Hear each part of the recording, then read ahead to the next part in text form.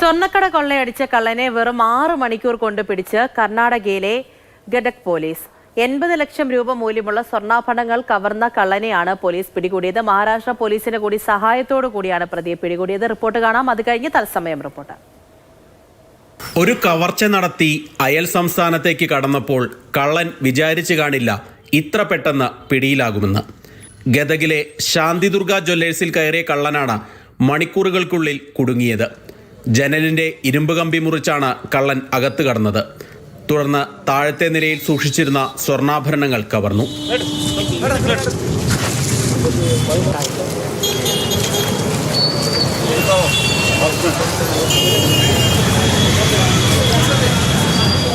ഏകദേശം 80 ലക്ഷം രൂപയുടെ ആഭരണങ്ങളാണ് മോഷണം പോയത്.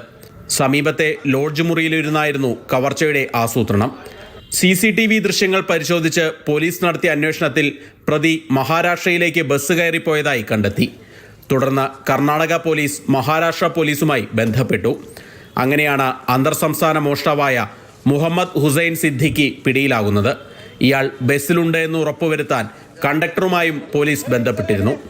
ഗുജറാത്ത് സ്വദേശിയായ ഇയാൾ നിരവധി കവർച്ചാ കേസുകളിൽ പ്രതിയാണ്. ജ്വല്ലറിയിൽ നിന്ന് നഷ്ടപ്പെട്ട ആഭരണങ്ങളെല്ലാം വീണ്ടെടുത്തിട്ടുണ്ട്. സമീപകാലത്ത് മഹാരാഷ്ട്ര അതിർത്തിയോട് ചേർന്ന് നടന്ന കവർച്ചകൾ കർണാടക പോലീസിനെ വല്ലാതെ പ്രതിരോധത്തിലാക്കിയിരുന്നു.